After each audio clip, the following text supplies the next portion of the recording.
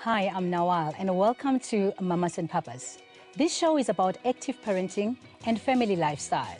On today's show, we talk about children and their eating habits. We go swimming with some toddlers and go behind the scenes of the NICU at Sentin Mediclinic. My guest today is Heinz Winkler.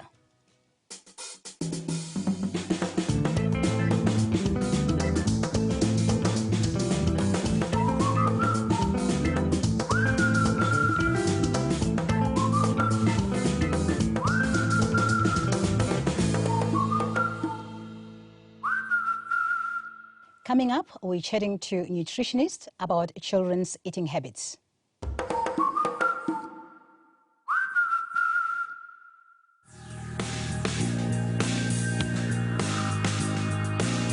Statistics show that South Africa has the fifth highest incidence of obesity amongst their kids in the world. Problems and things that could be contributing to this is the modern day lifestyle that we're living in. Typically, people are eating more refined carbohydrates, higher sugars, sugary foods, more saturated fats. There's been a decreased consumption of fresh fruits and vegetables, and people tend to go for more convenience foods, quick foods, easy options, buying takeouts, eating on the run, and they're not feeding their kids the nutrition that they need in order to keep themselves healthy. I think one of the very big problems is that children are spending much too much time in front of TVs and computers. And in fact, they've shown that South African children are spending an average of 32 hours a week in front of a screen. Now, in my day, when I was young, we used to be outside playing every day. And certainly they've shown that the average child should be doing between 60 and 90 minutes of exercise a day. And that would go a long way to addressing the obesity problem that we're seeing.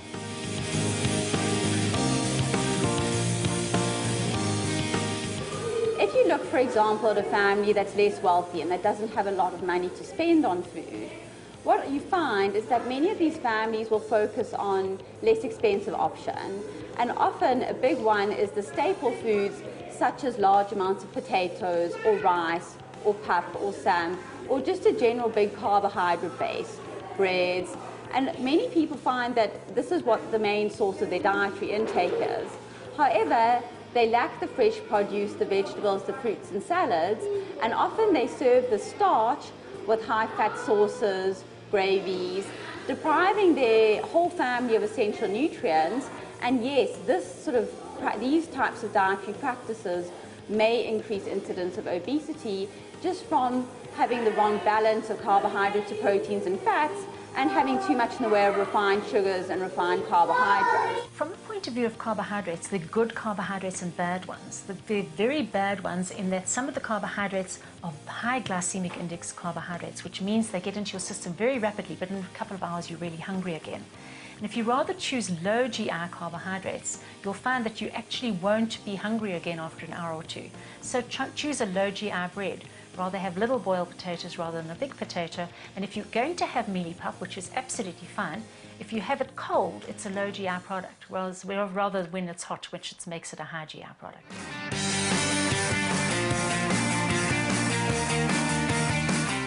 We know that diabetes is becoming an absolute epidemic in our society. And in fact, we're seeing children that are developing maturity onset diabetes. We used to see it in the 40, 50-year-old people. We're now seeing it in 11, 12-year-olds. And that's directly as a result of being obese. Too much body fat starts causing a whole metabolic problem where you've got all this fat in your system and you then land up developing diabetes because you've got this high sugar that goes up and down all the time, and it's really not good for you.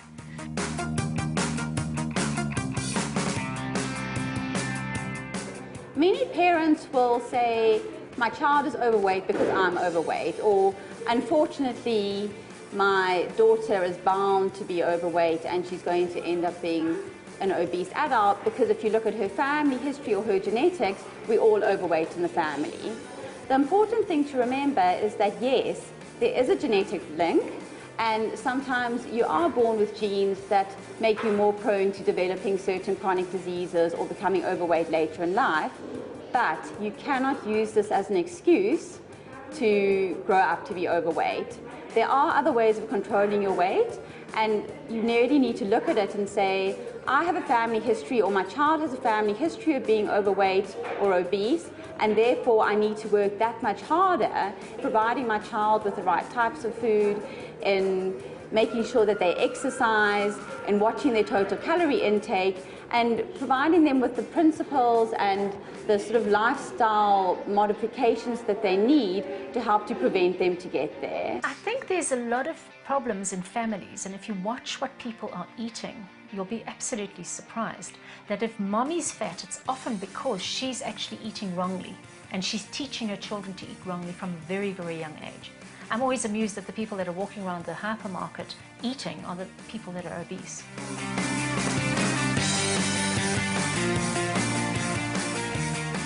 There are massive health risks from the point of view of obese children. Obesity definitely, we know, causes an increase in arthritis, and later years an increase in cancer, a definite increase in diabetes.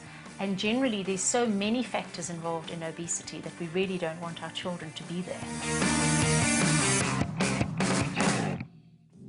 To be a winner on Mamas and Papas, all you have to do, follow the instruction on the bottom of your screen.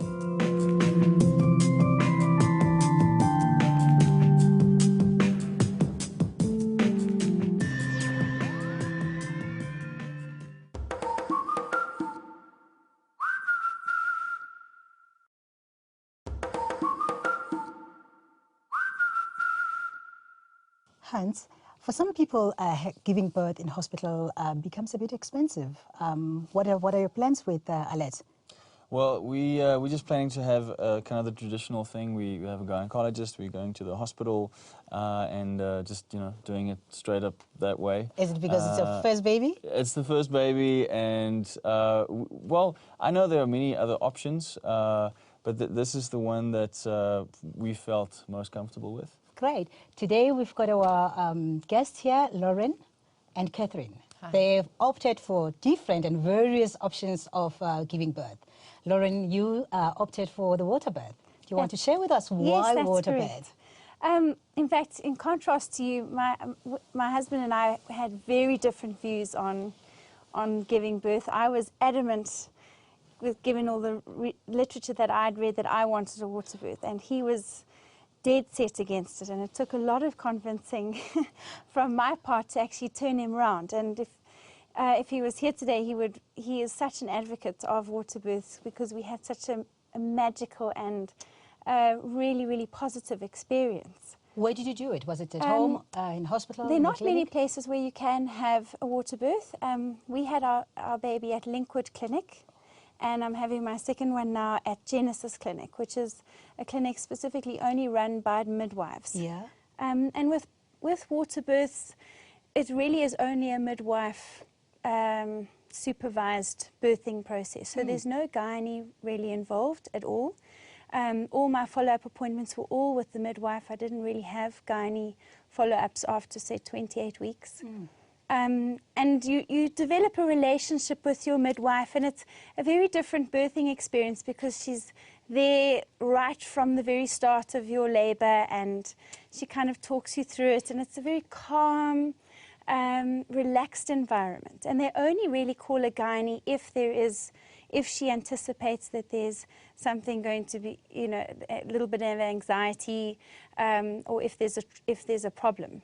That's only the time when the gynae is actually called in. But aside from that, the midwife conducts the entire birthing process. But at the early pregnancy, at your early stage of your pregnancy, how was the involvement of your gynae? Was the gynae involved at that stage? Absolutely, yeah. So when you find out you're pregnant, you go to all the, the key point gynae appointments, and they follow you through until you get past that 20-week scan, when they obviously do the fetal anomaly checks and make sure that everything is on track for a natural birth. The feeling that I sometimes get is that one woman had a negative experience, and she instills fear in all her friends, and the story grows, and it gets tails, and it gets worse, and by the time this woman is pregnant, she's like, I have to have a Caesar, it's the only option. Yeah, and most people have decided long ago that they're going to have an epidural regardless. Yeah. They don't actually allow themselves to get to the point where they can say, okay, now I Where you do feel the need it, pain, or yeah. actually I can Yeah. keep going and I can actually do this.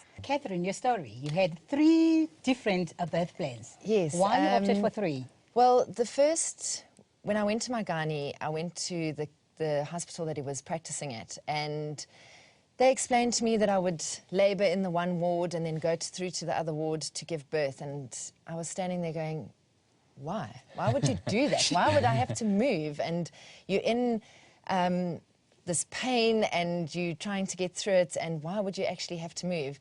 And a friend of mine was just giving birth, and she had found these midwives, and I went to go see them. And when I met them, I knew that they were sent from heaven to help me give birth. And at that stage, Linkwood actually wasn't open yet, and Garden City had an active birth unit.